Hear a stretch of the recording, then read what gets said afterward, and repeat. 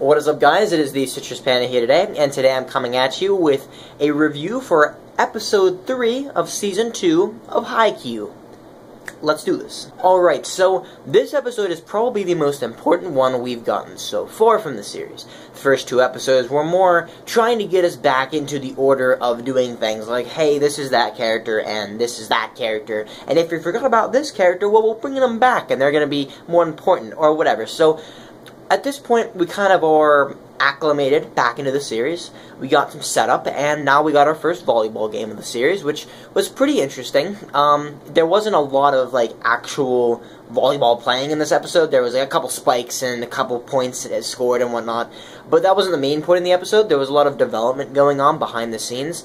Yachi, basically, this is kind of an episode more about her than anybody else, and it was pretty interesting. Now, I think around next episode is about where I got to in the manga before I stopped reading and kind of like wanted to wait for the anime to come out.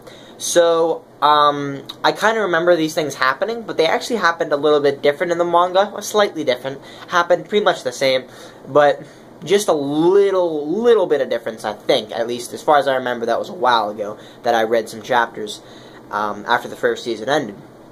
Now, from here, they're going to be going to Tokyo, and at the very end of the episode, well, we all assume they're going to Tokyo. At the end of the episode, the teacher's like, alright, I'm going to pass back your exams. So, I got a little bit of suspense there, but I highly assume that they're all going to pass.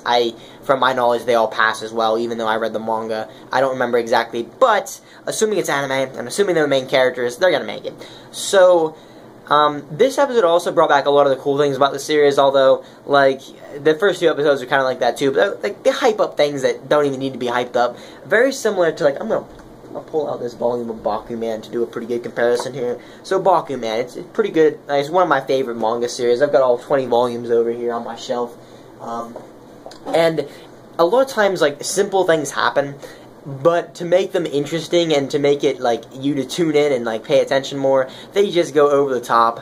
Like, at the very end, whenever Yachi, you know, does decide that she wants to go for this managing position at the volleyball team. But at the end of the day, this entire episode is pretty much about Yachi and her progression, sort of, as a character. If you can call this episode character development, I would call it that. But I think we're going to get more throughout the series, so this isn't probably the end of it. Basically, she was talking about how, you know, how is she going to be a manager for such a team whenever she's just talent person B? Now, what does that even mean? That's actually the title of the episode as well. Basically, what that means is that whenever she was in a school play, she played a tree, and she played townsperson B. So, two roles that aren't that important, you know, a tree, and then just a random townsperson in the background. So, she's never really been, like, you know, part of, like, anything big in her life before, apparently.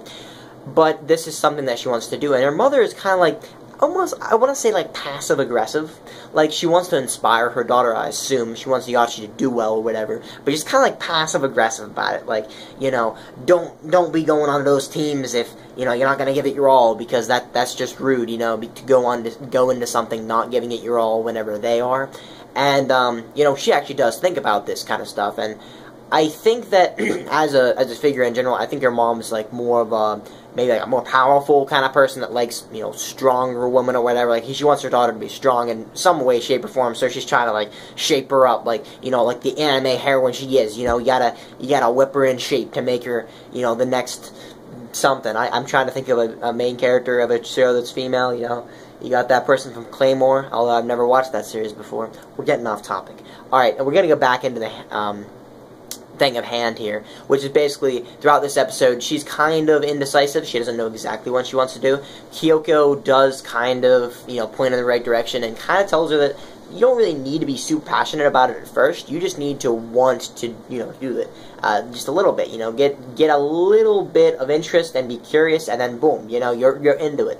And by the end of this episode, that's exactly what she does. Her mother kind of, like, the way she talks to her, she's kind of, like, disheartened a little bit, but at the very end of the episode, Hinata kind of gives her one last push. She goes to the train station, and, you know, because it's just gonna be, like, crazy, she even says it, like, Hinata's pulling her to the train station to catch her mom, and she's like, I feel like I'm in a shoujo manga, and then she goes, and she, like, screams at the top of her lungs in the middle of a train station, and, you know, crazy stuff happens. Anyway, so all that happened in this one episode, there was some volleyball playing, character development from Yachi.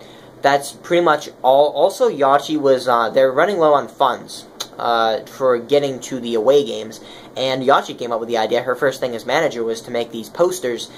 Now, at first, whenever she made them, her mom kind of came into her room and was like, "Ah, nobody's gonna, that's not gonna stand out at all." So she kind of comes in and I was assuming, gives her pointers, because towards the end we see Hinata looking at a store, like a storefront, and sees this poster, and she actually got a really cool picture.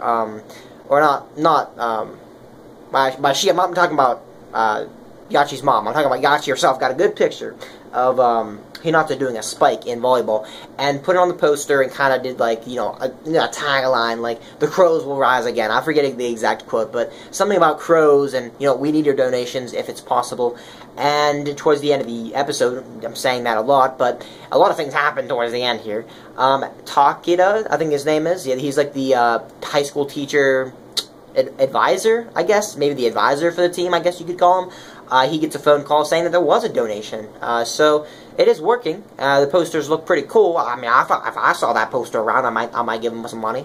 But at the end of the day, it was a good episode. I think it was the best one yet. I assume it's going to get better from here. And I did reach 5,000 subscribers yesterday, I assume, or maybe today in the morning. So thank you guys for that. And I'm getting lots of views on these videos, and I think you guys are enjoying them. So I can only keep going from here. I don't really know what direction I'm taking the channel in. I really like making these anime reviews. It's pretty easy to do on Saturday. It's a good day for the episodes to come out on. I might start doing it for other series as well, maybe, but I don't know. I like doing full-length anime reviews, so I might do some of those. But at the end of the day, guys, I will see you guys next time, and adios.